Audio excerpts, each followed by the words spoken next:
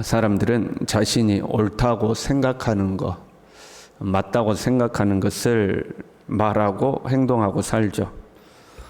사람과 사람이 만나서도 어떤 주제가 주어지면 내가 맞다고 생각하는 걸 말하는 거죠. 아니야, 이게 맞아, 이렇게 해야 돼, 내가 그때 들었는데 이거래 하고 자기 생각을 주장하게 되죠. 그러다가 이야기를 해보니까 내가 틀렸다는 것을 알게 되었어요.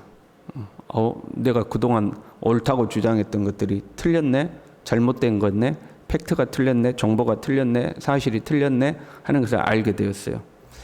여러분, 그러면 그때 어떻게 하십니까? 내가 그토록 이거야 이렇게 말하고 살았는데 어느 날 누구랑 이야기하다 보니까 아이고야, 내가 틀렸구나, 그동안 말했던 것이 틀렸구나, 이걸 알게 됐어요. 그럼 여러분 그때 어떻게 해요? 만약에 그것들을 나에게 깨우친 사람이 권위 있는 사람이라면, 때로는 우리가 내 상대가 권위 있는 사람이라면 속으로는 그렇지 않을지라도 겉으로라도 그렇군요 하고 인정하는 모양이라도 취하죠. 제가 잘못 알았네요.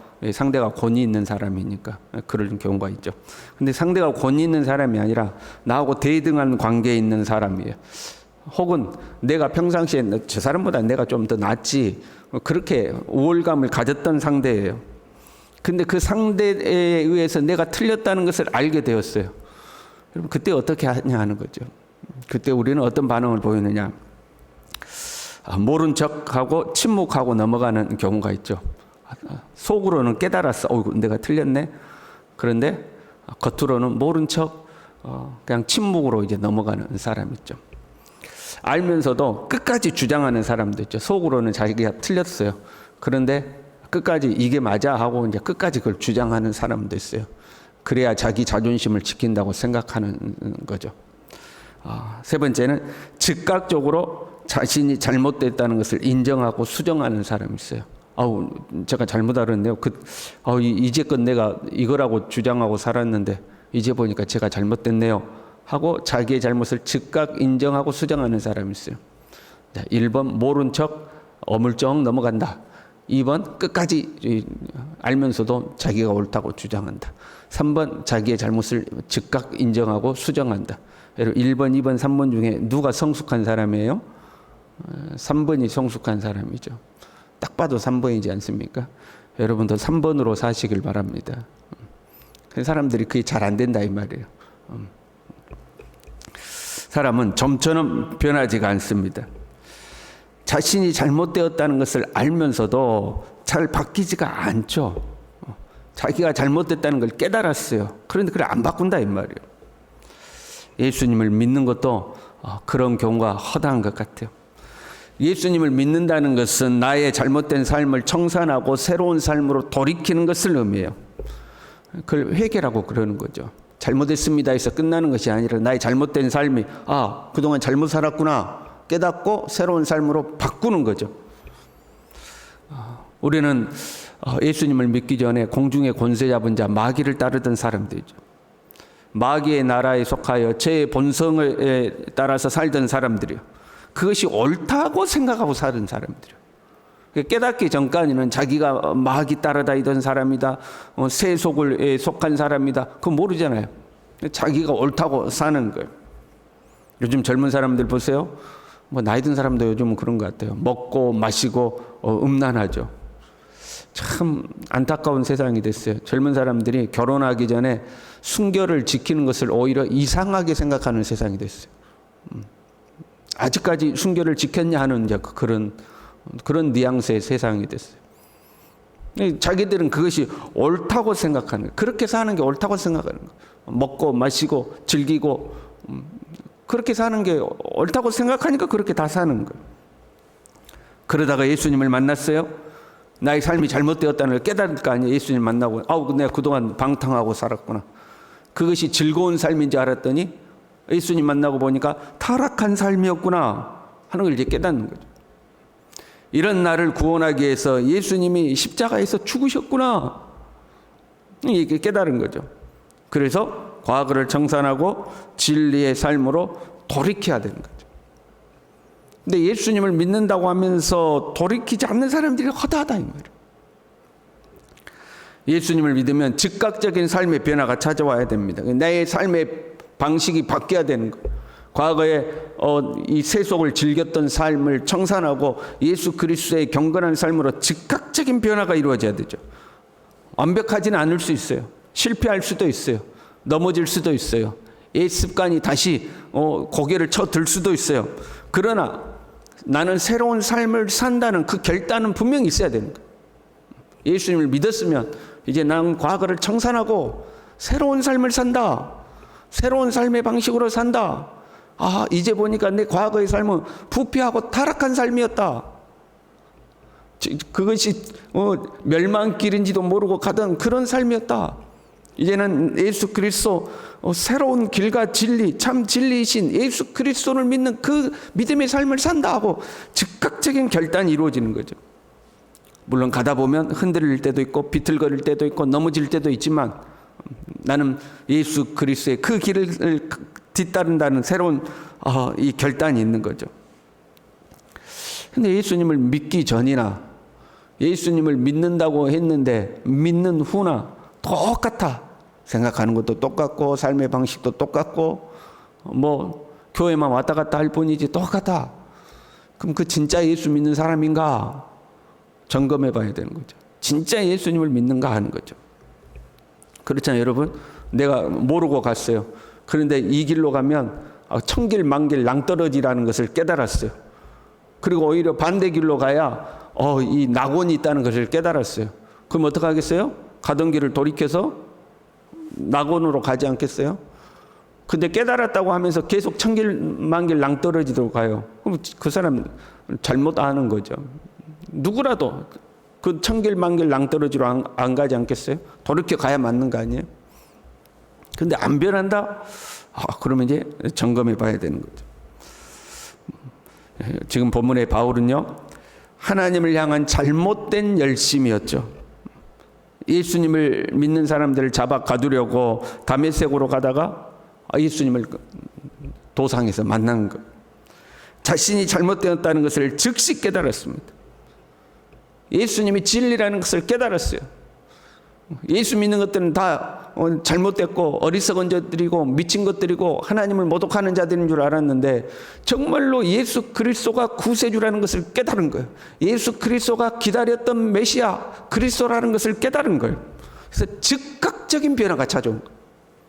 20절에 보면요, 즉시로 각 해당에서 예수가 하나님의 아들이심을 전파하니, 즉시로 예수님이 하나님의 아들이시다고 전파하기 시작한 거예요.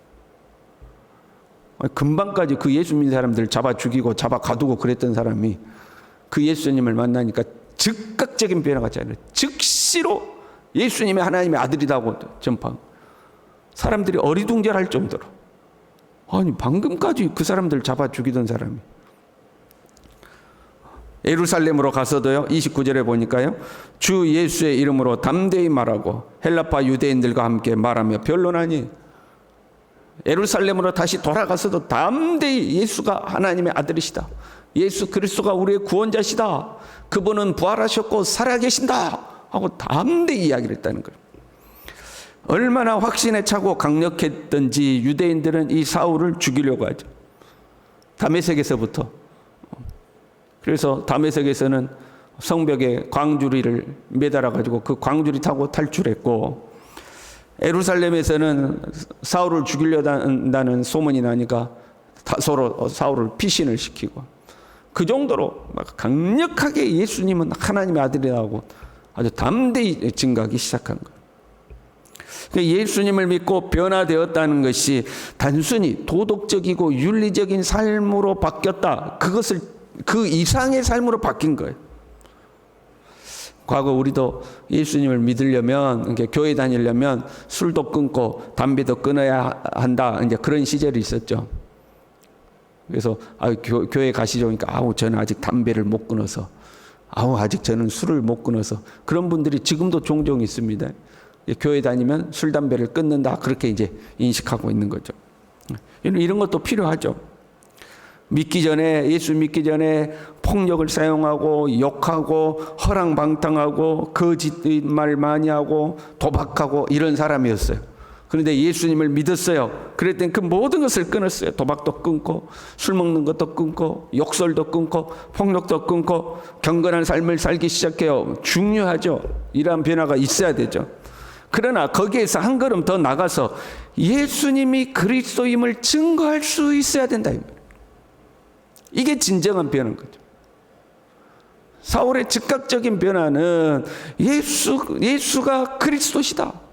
예수님이 하나님의 아들이시다.